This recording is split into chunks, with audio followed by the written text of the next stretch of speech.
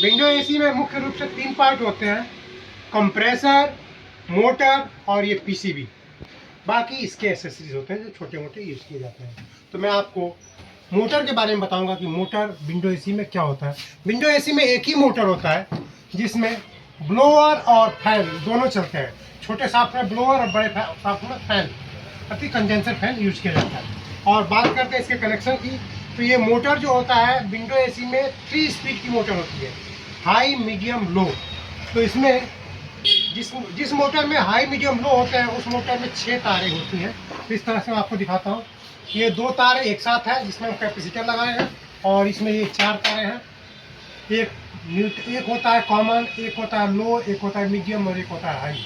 इसकी वायरिंग के लिए हर मोटर में या तो कलर कोड देखो, ब्लैक हाई होता है और रेड लो होता है, और जो बीच का एक कलर होता है वो मीडियम होता है। लेकिन इस पर भरोसा नहीं करते, हर मोटर का स्टिकर चेक कर सकते हैं।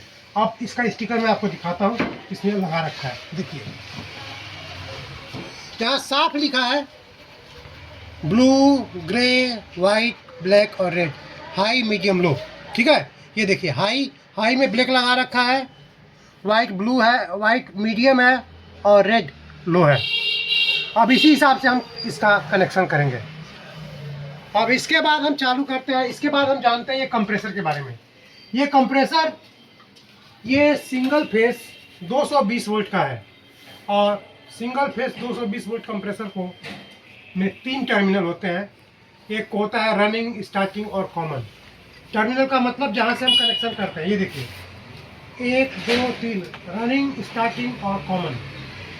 अब इसी को हम लोग कनेक्शन करते हैं कैसे, रनिंग, और इसमें एक लगाते हैं कैपेसिटर। क्योंकि 2 फेज सप्लाई में 2 ही तारें होती हैं, एक होती है न्यूट्रल और एक होता है फेज। तो 2 तार और इसमें टर्मिनल में 3 दिया है। तो कोई भी सिंगल फेज मोटर ऑन होने के लिए स्टार्टिंग तार देना पड़ता है, इसलिए एक स्टार्टिंग बाइंडिंग होती है, और इसलिए हम उसमें 3 तारें लगाते हैं। तो एक होता है कॉमन, एक होता है रनिंग और एक होता है स्टार्टिंग। रनिंग, कॉमन और स्टार्टिंग, ये 3 तारें कनेक्ट की जाती हैं, और इसके साथ हम लगाते हैं सीरीज में कैपेसिटर। तो कैपेसिटर का कनेक्शन कैसे होता है वो मैं आपको अभी बताता हूँ। ये देखिए यहाँ हमारे पास कैपेसिटर होता है, रनिंग और स्टार्टिंग में कनेक्ट करते हैं। अर्थात कैपेसिटर में 2 पॉइंट होंगे, एक होगा कॉमन और दूसरा होता है हार्म, अर्थात जहाँ से हम सप्लाई निकालते हैं। तो जहाँ से एक जगह जहाँ हम सप्लाई देते हैं, बाहर से जहाँ हम सप्लाई फेस की सप्लाई देते हैं और वहाँ से एक तार निकालते हैं, वो लगाते हैं रनिंग पे, और जो पॉइंट खाली होता है वहाँ से निकालते हैं तो वो लगाते हैं स्टार्टिंग पे, और कॉमन की सप्लाई डायरेक्ट न्यूट्रल में दी जाती है। तो आपका ये 2 तार से 3 तार बन जाता है। अब हम इसको कनेक्शन करते हैं पीसीबी से, अर्थात पीसीबी मैं आपको आज दिखाने वाला हूँ वोल्टास का विंडो एसी का पीसीबी। यह वोल्टास का विंडो एसी पीसीबी, इसमें देखिए इसमें दिया है सप्लाई, ये रहा न्यूट्रल, अर्थात यहाँ हमने न्यूट्रल की सप्लाई दे दी है। ये है इसका स्टार्टिंग रिले, और हमने रिले पे सप्लाई दी है। और बाकी ये देखिए लो, मीडियम, हाई, स्विंग, अर्थात ये पंखे का लो है, ये पंखे का मीडियम है और ये पंखे का हाई है। तो जो हमारे मोटर का लो होगा उस लो पे लगाएंगे, जो मोटर का हाई होगा तो हाई पे लगाएंगे, जो मोटर में मीडियम होगा वो मीडियम उसकी तार लगाएंगे। और एक तार जो न्यूट्रल पे है, 4 तारें होती हैं, तो एक तार जो बच जाती है उसको हम लोग न्यूट्रल सप्लाई देते हैं, जहाँ से हमारी जैक्स है। अब मैं आपको इसका स्टेप बाय स्टेप कनेक्शन करता हूँ और आपको दिखाता हूँ कि इस पीसीबी से मोटर और कंप्रेसर कैसे चलेंगे। तो बने रहिए इस वीडियो में। ये देखिए जैसा कि आपने मोटर में देखा, मोटर के रीडिंग पे लिखा था रेड का मतलब लो। तो ये देखिए मैं ये रेड तार लो पे लगा रहा हूँ, रेड मैंने लगा दिया लो पे। उसके बाद लिखा है वाइट है हमारा मीडियम, मैंने वाइट को, मोटर के वाइट तार को लगा दिया मीडियम पे।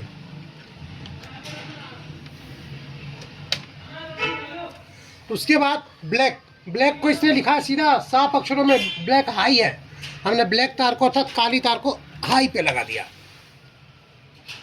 अब बच गया एक तार, तो एक तार को इसने सीधा लिखा है यहाँ मोटर में देखिए कॉमन को हमेशा न्यूट्रल पे जोड़ते हैं, तो न्यूट्रल पे हमारा कॉमन लग गया, अर्थात मोटर की सप्लाई हो गई।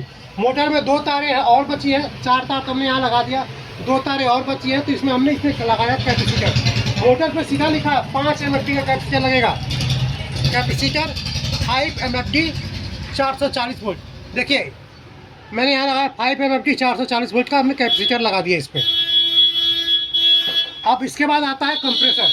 कंप्रेसर का हमने यहाँ से लगा दिया है, आपको मैंने कनेक्शन दिखाया ही कि रनिंग पे हम सप्लाई कंप्रेस कैपेसिटर के 2 पॉइंट होंगे। एक पॉइंट पर हम जहाँ सप्लाई देंगे वहाँ से जो तार निकलेगी वो रनिंग पे लगेगी, और जो खाली जगह से निकलेगी वो स्टार्टिंग पे लगेगी, और जो एक सिंपल तार डायरेक्ट जोड़ी हुई है वो कॉमन पे लगी है। तो अर्थात कंप्रेसर का भी सप्लाई लग गया है। अब हम कंप्रेसर के तार को जो 2 तारों में कन्वर्ट हो गया है यहाँ कनेक्ट करेंगे। देखिए एक तार हमने लगाया इस कंप्रेसर के पीसीबी के रिले पर, जो 3 मिनट के बाद कंप्रेसर को ऑन करेगी, और दूसरा लगाया हमने यहाँ जहाँ पीसीबी में कॉमन न्यूट्रल पॉइंट है।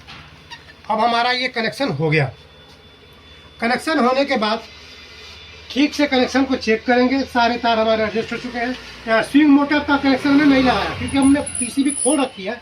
मशीन में होता तो स्विंग मोटर का एक तार यहाँ लगाते और दूसरा तार यहाँ। स्विंग मोटर में 2 ही तारें होती है विंडो एसी में, न्यूट्रल और फेस, ठीक है।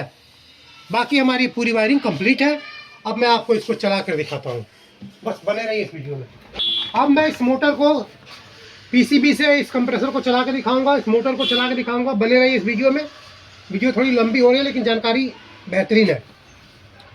आप ये देखिए 3 तारें हैं, 3 तार 220 वोल्ट से हमारी एसी चलती है। 220 से 240 वोल्ट के 3 तार, ये लाल है और ये काली है और एक हरी। लाल फेस के लिए होता है, काली न्यूट्रल होता है, और हरी को हम लोग सपोर्ट के लिए अर्थिंग में लगाते हैं। अभी मैं आपको वर्कशॉप में लगा के दिखाता हूँ। वर्कशॉप में ये देखिए काली लाल लग गई हमारे पावर पॉइंट पे। अब हम इसको ऑन कर रहे हैं। इधर आके देखिए हमारा आप चल गया मोटर। आपको देखिए मोटर रन कर गया लेकिन कंप्रेसर अभी तक नहीं चला। मोटर तो चल गया लेकिन कंप्रेसर अभी तक नहीं चला। कंप्रेसर की मोटर तो चल रहा है, देखिए अभी यहाँ से सप्लाई देगा तो यहाँ सप्लाई आ जाएगी, कंप्रेसर भी चल जाएगा। अब हमें इसके लिए वेट करना पड़ेगा क्योंकि ठंडे का मौसम है, टेम्परेचर लो है, कंप्रेसर चलना जरूरी है कि चल जाए।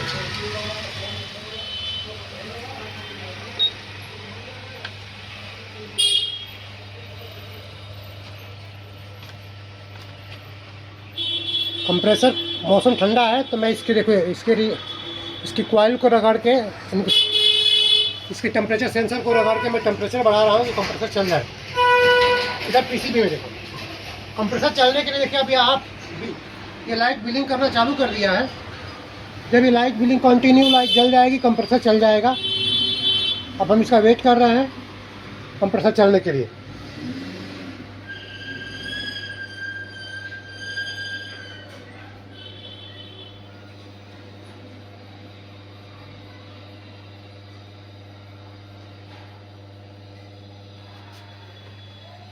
देखिए कंप्रेसर चल गया। मैं आपको कंप्रेसर का लोड दिखाता हूँ। ये देखिए हमारा कंप्रेसर लोड ले रहा है 3 एम्पियर लगभग। ये खाली कंप्रेसर है, यही गैस भरा रहेगा तो 7 एम्पियर के आसपास में लोड लेगा, ठीक है। अब 3 एम्पियर 3.5 एम्पियर 5 एम्पियर तक लेता है तो हम इसमें कहते हैं कि एसी में गैस कम है।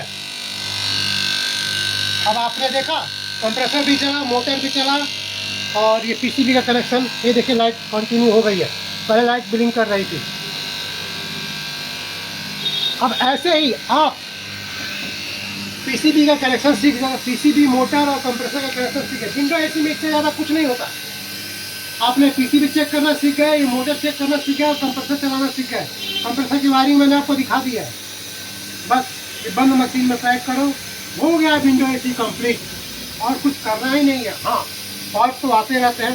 फॉल्ट के लिए आपको ये कंप्रेसर के जब भी कंप्रेसर नहीं चलता है तो चेक करते हैं कंप्रेसर का कोई तार तो नहीं जला है, या कंप्रेसर का कैपेसिटर तो नहीं जला है, या पीसीबी या सप्लाई आउट करना बंद तो नहीं किया है। या एक चीज़ कंप्रेसर में चेक करते हैं, या तो टर्मिनल जल जाता है, कैपेसिटर खराब हो जाता है, या पीसीबी सप्लाई आउट नहीं करती। तो इन कंडीशनों में कहते हैं कि कंप्रेसर बंद है। कंप्रेसर बंद हो तो इन्हें 3 चीज़ों को चेक करो। यदि मोटर नहीं चल रहा तो सबसे पहले इसे कैपेसिटर चेक करो।